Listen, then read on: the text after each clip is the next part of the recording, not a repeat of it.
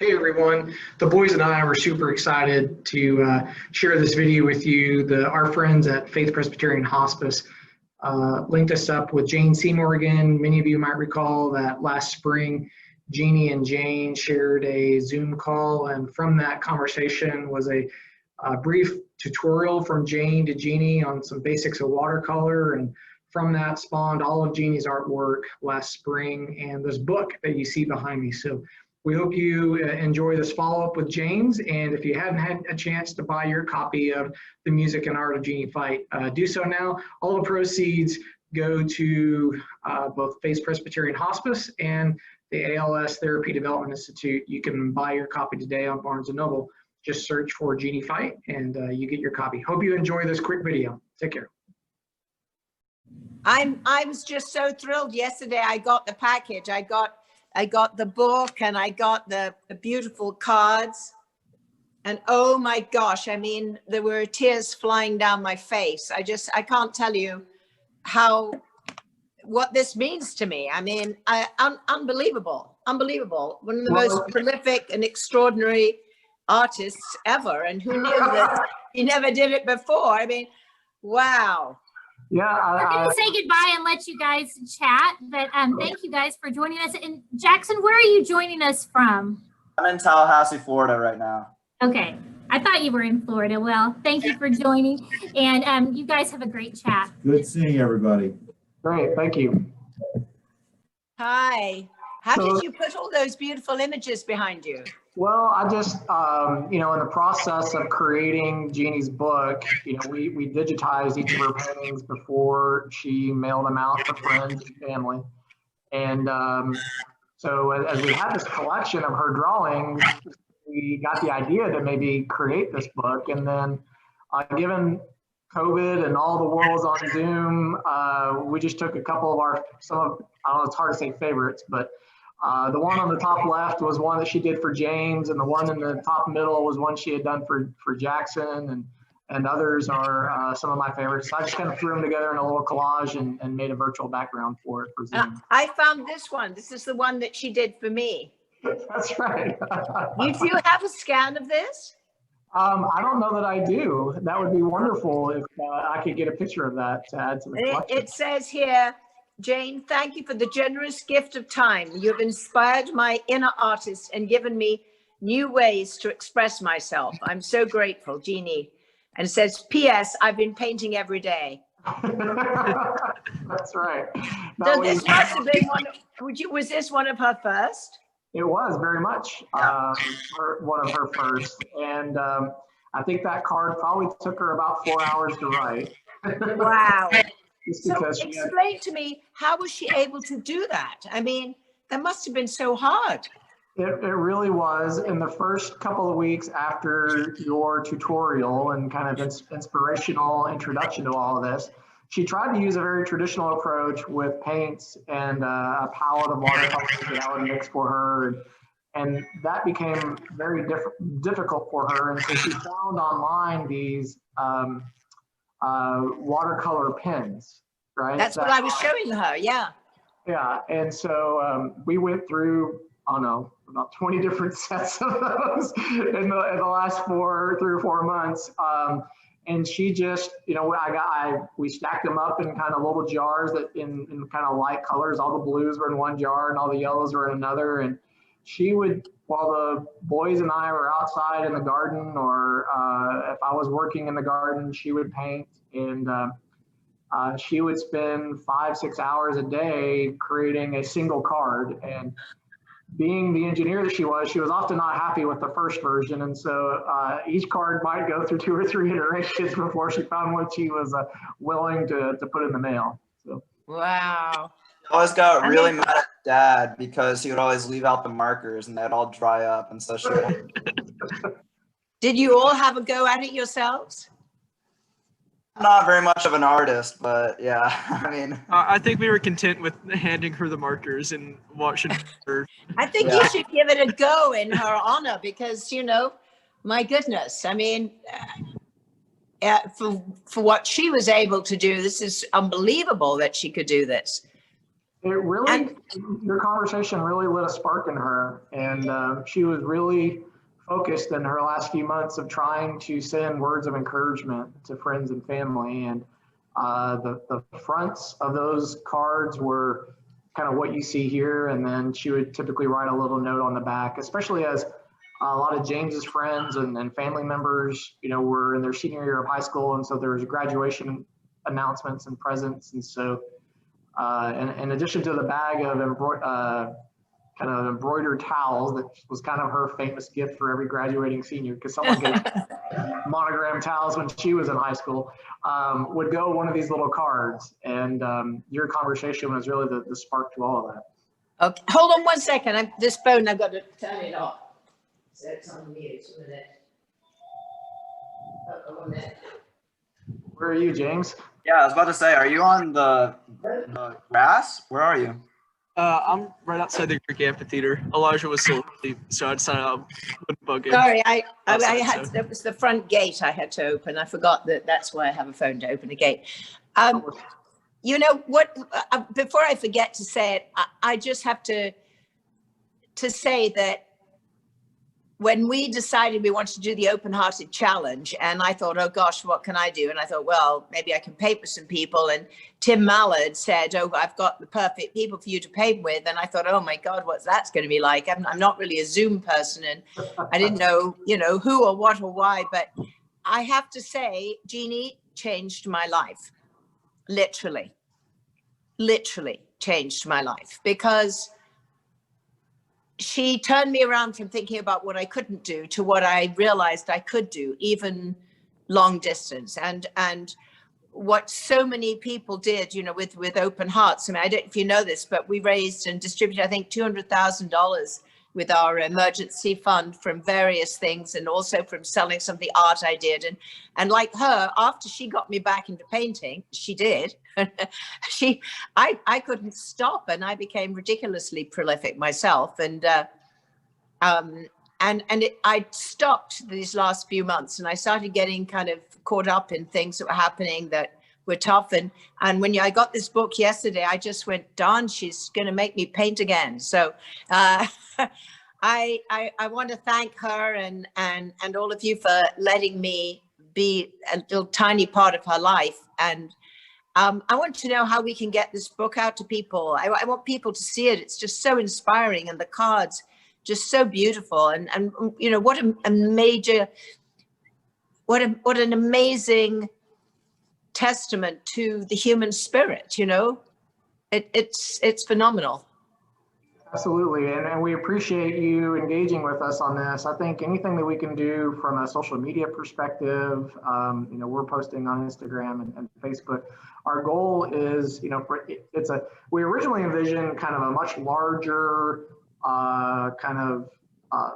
coffee table book that was 11 by 17. In addition, as you notice, almost every one of the paintings has a song lyric that was important to her or special to her. And so we had originally envisioned kind of putting the painting alongside the lyrics from the Eagles, or from Jackson Brown, or from U2, or whomever the artist might be. And then we realized, oh my gosh, that creates a whole world of copyright issues that were a little bit crazy for us to imagine. And plus, creating a larger kind of big coffee table book, we just didn't think people would buy it as much. And so we went for the smaller version that you see, that's fairly, for $25 on Barnes & Noble, folks can buy it. And all the proceeds get split to either Faith Presbyterian Hospice here in Dallas, who was a wonderful, that you're involved with on their board, a wonderful center that was a key enabler of what Jeanie could do the last few years of her life, as well as a research group out of Boston called the Therapy Development Institute, who is one of the few research institutes in the world that's solely focused on finding a cure for ALS. Their kind of tagline is that ALS isn't an incurable disease; it's just an underfunded one. And so they did the Ice Bucket Challenge a few years ago, and we don't know that this book will generate huge proceeds, but anything that we can do to contribute, we're hopeful that both of those organizations can benefit. So the book is available now through Barnes & Noble? Absolutely. You can just search for Jeanie Fite on Barnes & Noble, or yeah, I think the official title is The Life and Music of Jeanie Fite, but it should be the first thing that pops up, and you can buy it online, and it's real easy to order for your friends or to order for yourself. So, That's fantastic. James, why don't you talk, and Jackson, I'd love to bring you all into the conversation. Why don't you all talk a little bit about your experience with Mom and the paintings, and a lot of your friends received some of these, and kind of what their reactions to some of it were. I think the biggest thing for me was just watching her paint. I mean, it was just incredible. She would hold these little markers in between her two knuckles and use both her arms to just like move it across the page, and it would turn into these incredible things. And she would just sit on our porch for hours every day. And I think it was really, really important for her to just kind of have something like that to, I don't know, she was always about caring for other people. And I think it was really hard for her to have other people care for her so much the last couple years of her life. And I think it was just kind of her way of caring for other people. And I think it meant a lot to everyone, and it was really cool to watch. I only ever knew her, when I met her, but I saw the photograph in the front of the book. I mean, amazingly beautiful. Even, at the end, she just, it shows you that beauty is the spirit that comes out of your eyes, Yeah, Yeah. Go ahead, Jackson, talk about that, yeah. No, it was fine. I was just gonna say for at least for me, I don't know how much you know about just kind of our dynamic, but I was actually supposed to be in Italy for an entire year, from August of 2019 to August of 2020, basically. And so when COVID came around, for me at least, I know it's a terrible thing, but it was almost a blessing in disguise, because it meant that I got to spend an extra 4 months with Mom that I wouldn't have gotten because I would have been in a different country. And so it was really nice. And so while I was over in Europe, I developed a love for cooking. And so me and Mom, pretty much every night would sit in the kitchen, and she would paint, and then she would send me all of her recipes that she had. And I would make dinner for the family, or me and James would make dinner together or something like that. And so it was really nice because we both kind of had something that we could do and just kind of spend time with each other over those last couple of months, which I thought was amazing. So that is fantastic. How old are you guys, if I may ask? I'm 19. I'm 18. And how old was Jeanie? She was 48 when she passed away. Yeah. No way. Yeah. So Oh. Too young. Oh. In addition to the painting, music was so important to her. And I just kind of want to get back to your comment around her eyes. One of the things she challenged each of us to do was to send her a Spotify playlist of our top 50 songs. She was a child of the 80s, and so that was the world of mixtapes and holding up radios and driveways and getting your boyfriend or girlfriend to listen to you. And so with Spotify playlists, it's kind of the mixtape of the current era. And so she was always creating new songs, and on one of our new lists, and one of the lists has that Cole's song "Smile," right? And I think early on, as she was processing with her diagnosis, she struggled with it, obviously, as one would, but then she realized that there was only so much time ahead of her, and she made a concerted focus that anytime she dealt with me or the boys or someone at church or someone in the community, that she was always going to try to put her best face forward. She was going to try to light up with a smile and try to find a joy each day, even in the midst of all the crazy that ALS and COVID threw at her. And so you're exactly right, Jane. And she smiled more, I think, in the last 3 or 4 years that I knew her than in the first 40, because she was able to express a lot in that face and in those eyes. How long was it from diagnosis to when she passed? Right about 5 years. So she Wow. symptoms in the fall of 2015. The diagnosis was confirmed in the summer of 2016. And then in June of 2020 is when she passed. And she had really kind of fallen off a cliff right before Christmas of 2018. And that's when we went on, well, she decided to get a trait. She had originally, early in her disease progression, she had thought that she never would get a trait, that whenever her time was up, and she didn't want to be a burden on the family. But right after Thanksgiving of that year, kind of her breathing capacity became severely impaired, but she wanted to get through Christmas, right? She wanted the Christmas to be as normal as possible. And so against kind of her better judgment, she decided to proceed with the trach, and her thoughts were that she would go to Faith Hospice shortly after the new year and kind of finish what God had started in her life shortly thereafter. But she realized in January and February that she could still yell at the boys and shake her finger at them, and that there was still a lot of mommy to do. And that gave us an extra year and a half with her. And as part of that, she learned to paint, and she did a lot with that. Yeah, I was going to say, I think one of the biggest things was after she got it is we could always figure out exactly what she wanted to say just by like her facial expression. So if she was pissed at me and James, I mean, she would give us a mean look. And so we just kind of learned our own little language in that sense as well. So she honked her horn on her on her wheelchair a lot. What was her favorite music that she shared with you? She really loved all genres. That she was, we went to school in Fayetteville, Arkansas, which is kind of a rockabilly kind of R&B fusion.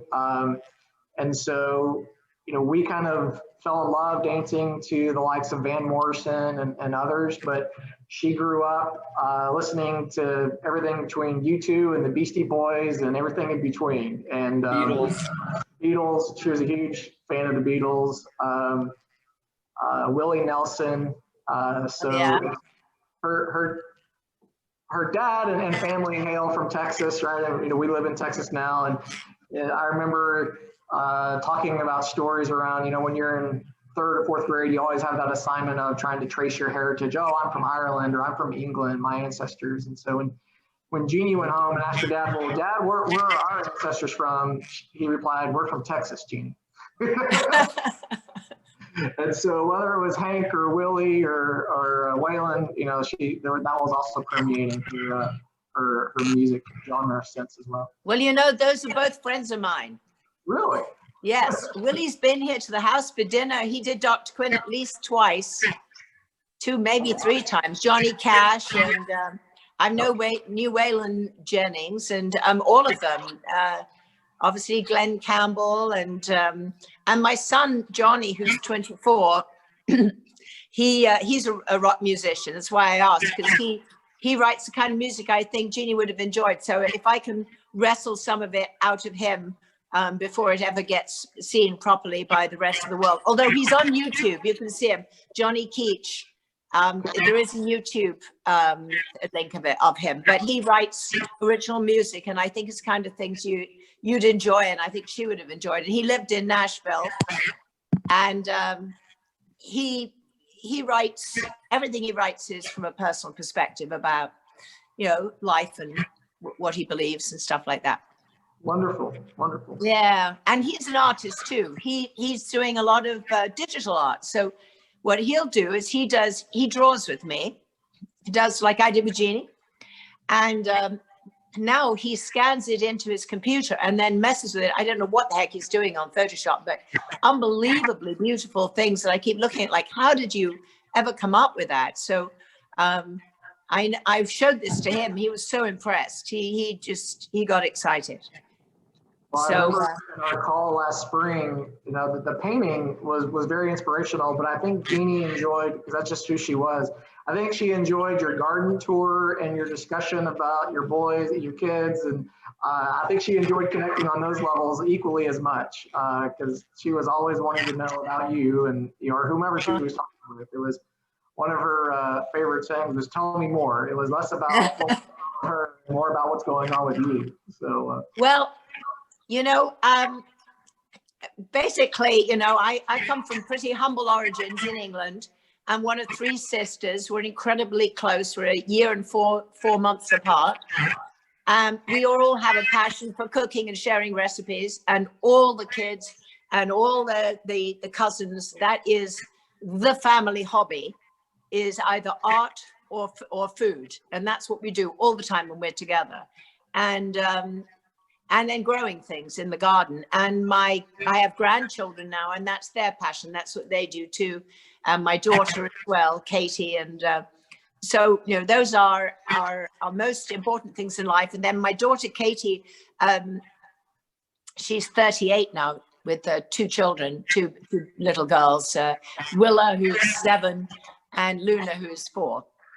Anyway, she has developed an app called Young Hearts. So what we're trying to do is find a way for people who want to volunteer or to do something, even, you know, over the internet like we did, and how to find out what organizations need volunteers. So we've been building this app called Young Hearts app, and we're just sort of, you know, trying it out with a few of us just to, you know, iron it out and make sure it's good. But she was saying, Mom, you know, our generation, we have a lot of education. We now have time on our hands, and we know how to communicate and do things, either, you know, getting down and dirty and doing it, or, you know, being able to do it through the internet. But everybody wants to volunteer. So I don't know if your generation's like that, you guys, but that's one of the things that we're involved with. And I'd love to share that with you when we've got it up and running. That's great. I can't wait. What are you all doing for Thanksgiving? Yes. So what we did the other day actually is we had I think about 20 or 30 people, or maybe more. We were making cards for people in old people's homes. And I think a lot of them were for old people that can't see their families, and who a lot of them are suffering from COVID. Mm-hmm. So it was really interesting. From all over the world, they were there on, you know, like I'm talking to you right now, and we were all chatting away and painting away, and there were all different ages, and some were, you know, awake at the middle of the night in Germany, and I can't remember where, France, Italy, Spain, wherever, and I think even Australia. And I was just thinking, how amazing is this world? Because of COVID, we're all now actually meeting new people and trying new things, and finding an enormous amount of joy in it, you know, that we probably wouldn't have had if we were so busy rushing around, you know, going to the office or whatever else we'd be doing. That's exactly right. It's unleashed all kinds of creative spirits, and yeah, I think reminded us that connection is important. Right? No matter where we are in the world, it's important to find connection and to create new opportunities for connection. So. And, you know, especially too with, you know, what's happening in the world. I mean, you know, we can't even have a regular election. I mean, everything is just so black and white. We have to celebrate the gray. We have to celebrate what we can do together to make a difference, rather than what we can't do individually because we think the other is the other.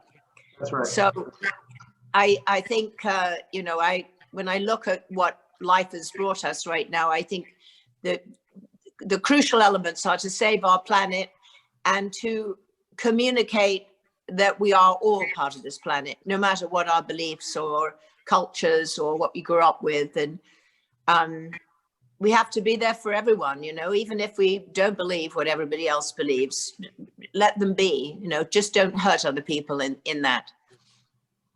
Yeah, we've only got so much time, and I think we all share more than we have in differences, right? And so being able to find those areas of commonality, to be able to love and be loved, right, as Jeanie would say, those are the 2 most important things. I think those transcend politics and all the other divisiveness that we tend to see of late. So yeah, I used to do a lot of public speaking, and I had a near-death experience. I think I talked about that at one point. Well, you may or may not know, but I actually died and left my body, and then because they shot me up with steroids and all kinds of other stuff, I obviously got my life back. But I had the experience of actually leaving my body, which not many people have. And it actually was a great gift to me, because it made me realize that everything you have in life, you know, the only things you take with you when you pass and Jeanie's a perfect example of that, is the love you've shared and the difference you've made.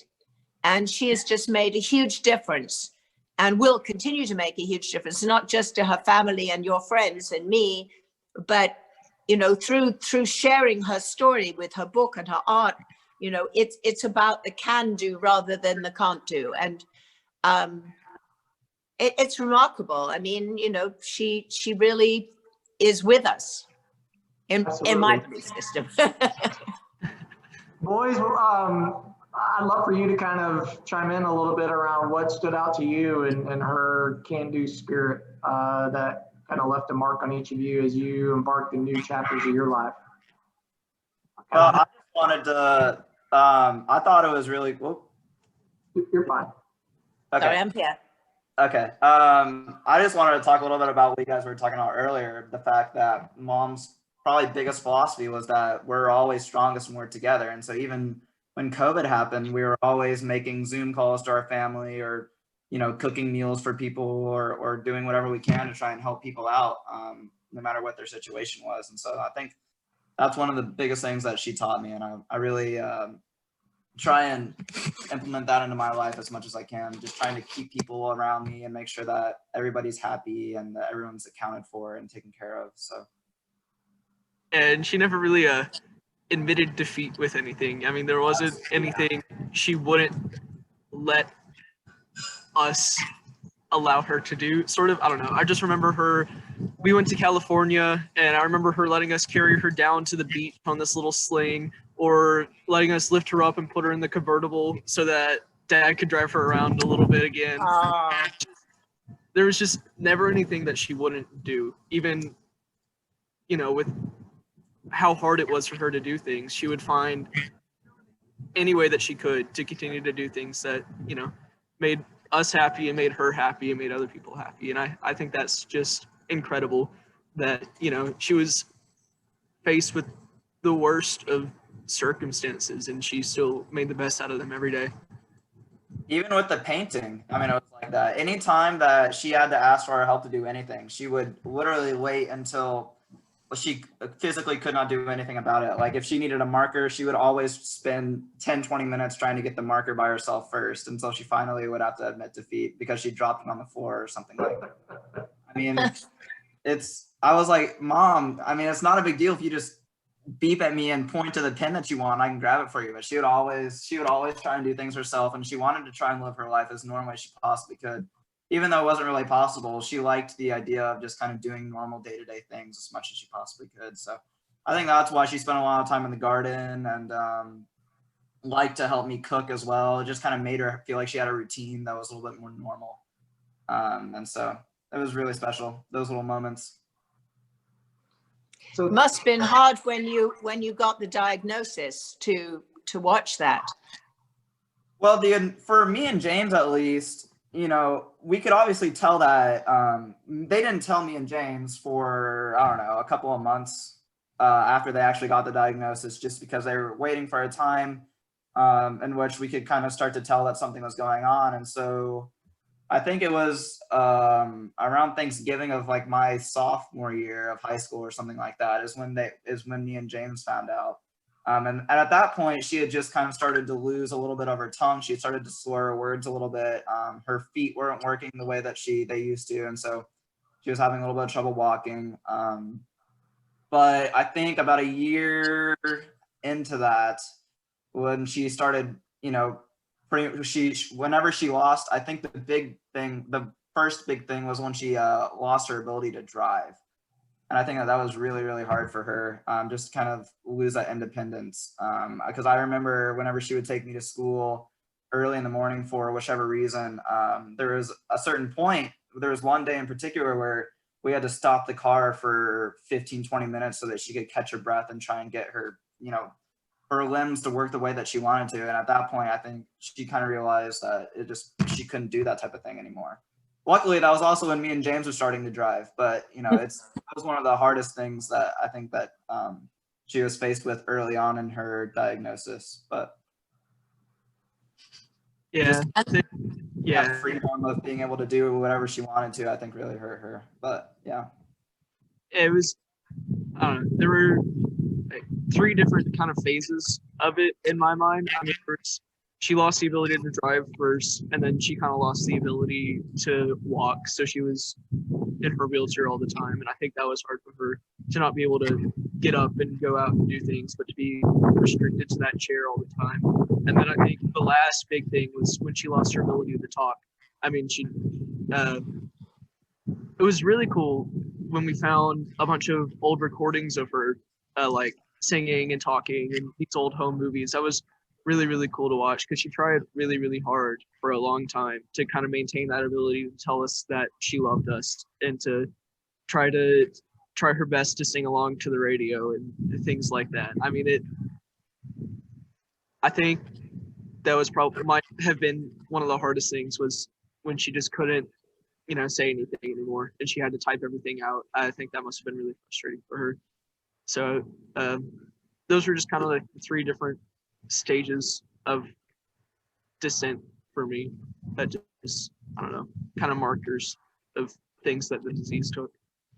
Yeah, right after she passed, I went through her phone and found so many old video files of her just doing day-to-day things like cooking or gardening, and she would just record herself talking and kind of just literally kind of like vlogging. She would just like kind of like vlog what she was doing. And just so that we kind of, I guess, so that we had those, or she had those as a memory of what she used to be able to do.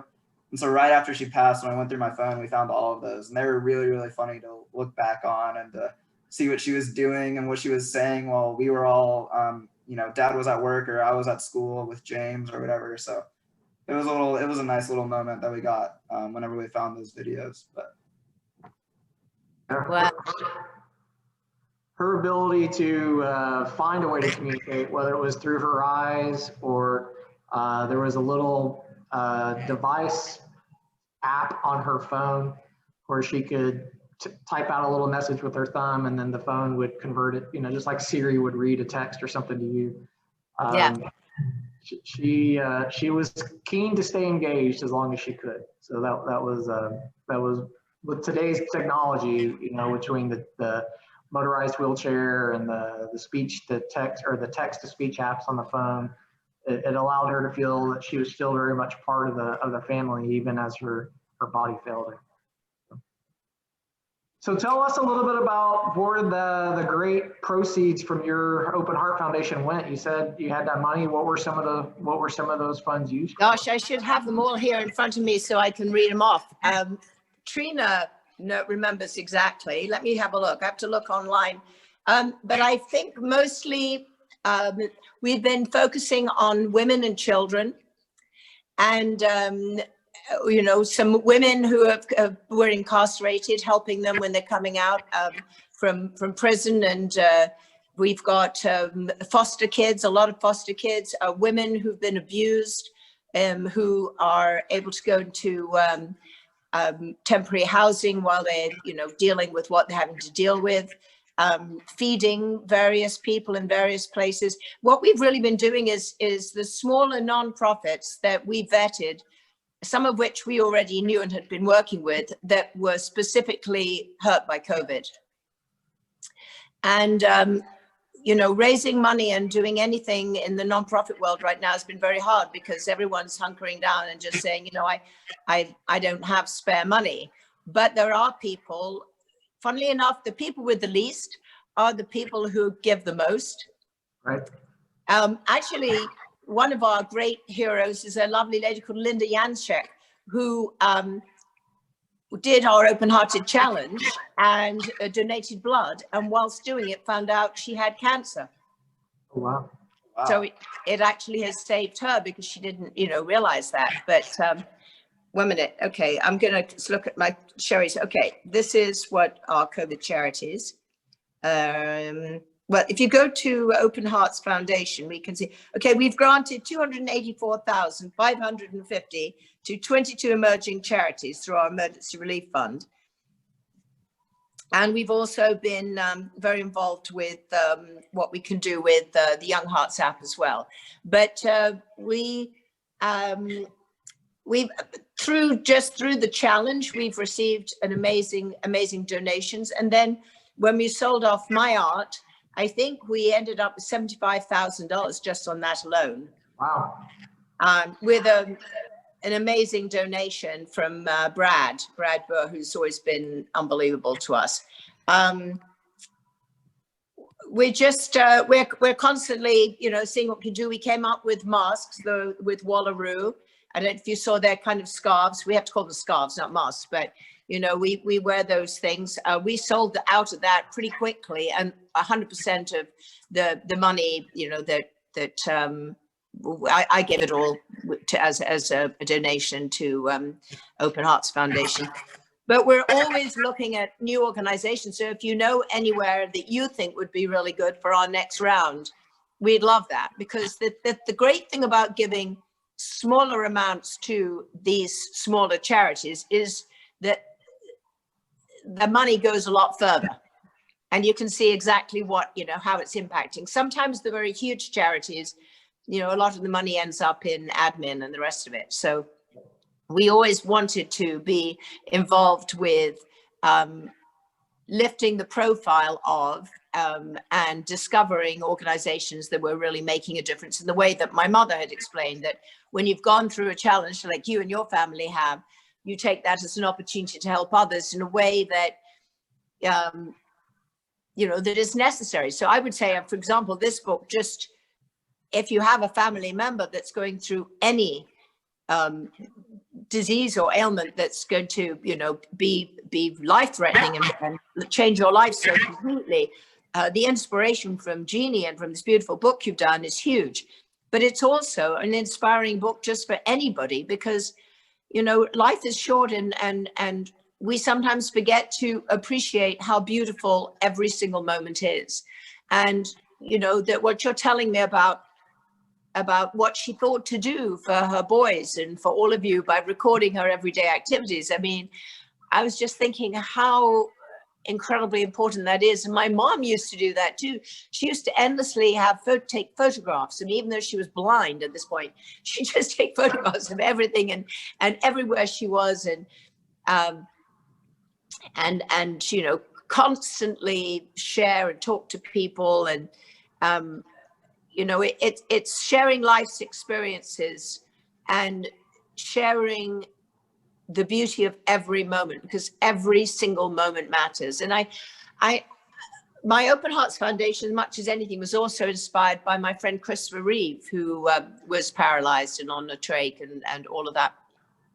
I used to talk to him through his machine for hours on end when he could. And he talked about how hard it was to not be independent, to have to rely on other people 24/7 to just make sure he was alive. And that just wasn't who he was. You know, he was a very independent, you know, man who liked to fly an airplane by himself, you know, sail by himself, ride a horse by himself. I mean, he loved all of that, and he never wanted his wife, Dana, to be his caretaker. So, and I actually went to his house in his latter days when he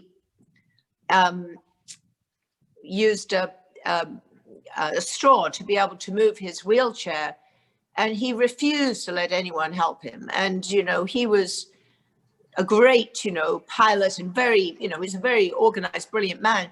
But he would keep blowing and sucking on that straw like for almost an hour just to go around one part of the kitchen in his house. Wow. Yeah, would take us 1 second just to move the wheelchair, just like that. And Dana would give me a look like, do not even think about it. Don't even go there. We are not even noticing that it's going to be 25,000 times that he's going to blow and suck on this straw. And so I learned an enormous amount from him. And, you know, he said to me that one of the tough things for him was that his carers would come in every day and they would bring their home problems with them. They'd come in and they'd say, you know, oh, my husband this, or my son that, or the dog this, or the cat that, or, you know, the refrigerator broke down, or whatever it was. And he'd be sitting there having everything done that had to be done to keep him alive, and realize that that really wasn't what he wanted. He wanted peace. But he realized that he actually was performing something very important for these people. He was giving back by listening to them and hearing them and going, that must be really hard. And, Mom you know, those are things you never think about, right? Mom was the exact same way. She would always, whichever caretakers would come through, she kind of had her own personal relationship with every single one. Doesn't matter how briefly interactions she had with them on a particular day. She would always ask them how their kids are doing, what's up with their dog, you know, how's the refrigerator, like you said, or anything like that. I think in her eulogy, which Dad brought up when for her funeral, which I thought was hilarious. I didn't actually know this until the funeral. But apparently, whenever she was in the room, kind of being set up to be comfortable, toward, you know, on that last day before she passed, while they were kind of setting her up, she started talking to one of the new nurses in the facility and asking her kind of what her story was.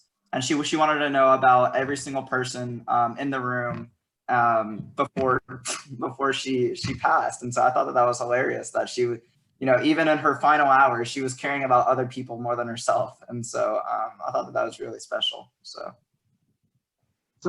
the service that was provided to Jeanie through Faith Hospice was amazing. You know, it was such a very peaceful place and process for both her and the family. How did you get involved, Jane, you know, in those connections there? Because that's one of the two agencies that we're supporting with the proceeds of the book. Well, I met Tim Mallard on an airplane. And, you know, normally I don't talk to people on airplanes particularly because I don't know who they are, right? But I'm short and very weak in my arms. I can just about bench press 10 pounds if I'm lucky, and I can never reach the overhead compartment. So, you know, I get on an airplane and I start jumping up and down with a hand luggage that clearly weighs more than it's supposed to. And either I am going to throw it and it's going to hit someone else, or it's going to hit me. But invariably somebody will say, let me. And Tim was one of the let me. And so we sat next to each other, and for some reason, there was something about him. I started talking, and he said, what are you doing? Where are you going? And I told him I was on my way to Nashville. And he, obviously we were both going to Nashville, and why? And I told him about this documentary that I'd made called I'll Be Me, about Glenn Campbell and Alzheimer's, which I've been very involved with. In fact, I funded and was exec producer on, and actually did a lot more than that. I was filming it, and I got people like Paul McCartney and Bruce Springsteen and all these people to be on it. But we before Glenn got really deeply into Alzheimer's, he agreed to allow us to film him going through the entire all stages, and to make a movie that showed people what Alzheimer's was and what could be done. But anyway, so basically this film was going to be shown for the first time to, I don't know, 10,000 people. My ex-husband, now ex-husband, had planned on having this screening without letting me know it was happening. And I found out from Kim Campbell, and she said, well, you should be here. And I said, you're dead right, I should. I said, what's more, I was just calling to see if I could stay with you for a couple of days, because I just had a gig on the West Coast, and now I've got to go and film a television show in New York, somewhere in Brooklyn or somewhere. And I've got this 1 day and a half off. And she said, you're coming with me. So I went to this thing, and Tim was going to be at the same conference. So I said to Tim, well, you should come and see this film. We then got talking about my mom, and then he got talking about how he'd found these letters in a desk. I don't know if you know that whole story. It was an extraordinary story, and being made into a movie and television, and it's just unbelievable. So he'd found these letters in an old desk from World War II, and they were in German. And I said to him, look, somebody hid them for a reason. You've got to find out what's in them. And so long story short, we became fast friends. He got them translated. He then took it even further, found the remaining relative, found this unbelievable story. It's now being made into a movie. It's an extraordinary story. And I came out to Faith Presbyterian. I was so impressed by what they were doing there. And What an amazing place. I think I did some kind of fundraising there, but what I really remember was meeting all the staff and realizing what a beautiful place it was and what amazing things they did. And now, of course, Tim is chairman of the board of our foundation, of our nonprofit.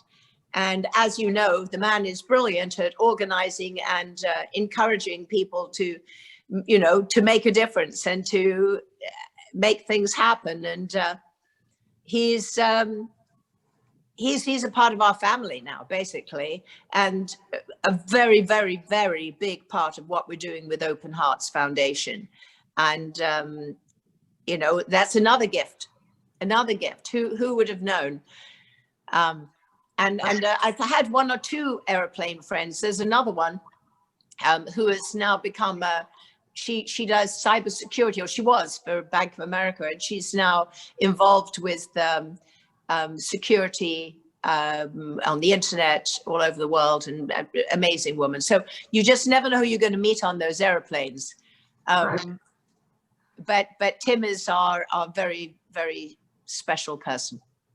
Well, we're thankful for him and everything that Faith Presbyterian Hospice had done for us. I mean, it really, as Jackson and James both attested, she'd always, Jeanie had always said, you know, I don't want to be a burden on anyone else. The minute I'm a burden on someone else and I can't really be an active contributing member to the family, then, you know, I'm done, I'm out, you know. And you know, she was very much an engineer. I mean, early on, she was looking up different laws in different states around, you know, what kind of end of life scenarios mean in California and Oregon versus Texas and everything. But the reality is there is a very humbling and peaceful and supportive community, and the staff and the people around Faith Hospice really helped her live. You know, they would have to kind of come out every few months to say, you know, should you still be on hospice? And they're like, yeah, you check all the boxes that you're still on hospice, but she lived a lot. You know, Jackson talked about when I was, he had to go, or he went off to study in Europe for a little bit. And so I went with him to drop him off, to drop him off in Florence. And so Jeanie went and spent 4 or 5 days at Faith. And she called it the spa, right? Because, you know, most people are going for a phase of their life that most people think, you know, are, you know, these are sad moments. But she would go and she would paint and write letters and, you know, do things. And I think the people there kind of are drawn to her because she was very much alive and full of spirit, and she gave that spirit back. And it was just a wonderful part of her life those last few years. And so I'm so glad that you're able to work with them, because it's a great organization. I absolutely agree. And I think, you know, people think that hospice is a very sad place. I've seen some amazing, uplifting times that people have with people they love and people who are about to pass. I mean, there's something very magical that happens when, you know, we all know we're going to pass. I mean, no one comes out without that experience. And, you know, how do you address it, and how do you let go with love and be able to feel like you've been able to express everything you want to and receive the love that's given to you. And it's a very extraordinary and special thing to be in the right place with people who can help you navigate that in a very individual way. I remember one of my in-laws, one of James's, I think it was his father, he'd written a book about, self-published, about his life and meeting, you know, their mother, his wife, and they'd been married forever. And I remember we were in the hospital with both his sons, Stacy and James, and myself and his wife, Mary. And they were all just sitting there not knowing what to do. And I'd just seen this book lying around the house. So I don't think anyone had ever gotten around to reading the darn thing. So except for their bit, you know, so I brought it into the hospital and we all took turns reading it to him. And oh my God, he smiled and he laughed and his wife chuckled. And and we joked, and I just remember thinking to myself, wow, that's how you do it, you know. That's it sounds to me like that's to some degree what you guys had for quite a long time. You know, you were able to share what you love and really receive her love and her sparkle. Very much so. Their ability to lift her up allowed her then to give what she could give, and you know, she was very focused on giving all she could. She had a saying, I mean, it's really easy when you're dealing with a disease like that, you know, or whether you have cancer or Alzheimer's, or, I mean, we all deal with our own stuff, right? We've all got our crap. And it's easy to kind of get drugged down by that. And she definitely was at times, and, you know, had her bad days, but it was very important to her to find joy in each day and to try to share that joy with others. And you know, Chris Reeve said to me that the hardest thing, he said, being in a wheelchair, having what he had, obviously hated it, but he said that at one point he'd been given some medications that had put him into clinical depression. He said, you know, the worst thing in life is not losing all the abilities, it's having depression. He said, what goes on between your ears is the hardest thing of all. And it was very interesting, you know, there he was, you know, no bodily functions, you know, could happen without a team of people to keep him alive. And yet he had more compassion for someone with depression than anyone who'd, you know, lost their abilities. So I think there's a lesson to be learned from that, isn't there? He really was Superman, right? Well, and I think Jeanie is Superwoman, so definitely. You know, if she can re-inspire an artist to paint, when I can find a million reasons why I'm not painting, which is nonsense, you know. I walk in my garden. I'm going to, when we finish this conversation, I'm going to find a way that we can get these books and these cards out there to our community with the Open Hearts Foundation, and with you know, with my personal Instagram and everything. I just think everyone's going to love them, and I think they're going to make great gifts with people. You know, I think this is the perfect Thanksgiving gift, to be perfectly honest. There you go. Who needs another pumpkin? We can give them this, you know. There's just so much giving of thanks here. I think this is going to be my Thanksgiving gift to people. So beautiful. Well, your gift of time, as you said, as the book outlines in the spring, was a huge inspiration for Jeanie, and we're very thankful to spend this time with you in November, you know, right before Thanksgiving, and are really appreciative of all you do and the inspiration you had in Jeanie, and then how she paid that forward for each of us. So thank you very much. Well, you're obviously an amazing family, and when you're all in one place, or you're able to move around and get in airplanes, please come and visit me here in Malibu, because I want you to see what she saw on her Zoom. Wonderful. Okay, that's for you boys too. You'll like it here. It's pretty amazing. It's a beautiful sunny day out there right now, and I'm truly blessed to live in this environment. One of my sons is living with me right now, Johnny, the musician. Between us, actually has COVID, so everyone left, and I'm alone in the house. I'm the one that we're all saying, you know, we have to be careful of Mom, because if she gets COVID, she's dead. And meanwhile, I am the only one looking after this kid. Okay, I just, you know, once a mom, always a mom. And but you know, we had some magical times in Spain. I was filming there, playing Eleanor of Aquitaine, and you know, Madrid was closed down. Everyone's, you know, scared. But Johnny and I had the best time in, you know, sharing a European adventure whilst I was filming. And before that, I was in Australia making a movie about a woman who had Alzheimer's, and playing this older lady in Sydney when they closed that down. So I have news for you. It is possible to stay alive in COVID. And inspired by people like Jeanie and by the people that we've met through our Open Hearted Challenge. You know, let's be inspired by her. Let every moment matter. Let's let people who are getting this diagnosis and their families know what your journey has been and what a gift ultimately out of tragedy this has been for so many. Absolutely. Well, we look forward to being able to see you in person one day. And again, thank you for this gift of time. We appreciate Well, it. it's a real invitation. Okay. Okay, very good. All right. I what a wonderful family you have. You're blessed. Thank you so much. Thank you so much. Oh, you're welcome. Bye. Bye-bye. Bye. Have a good day.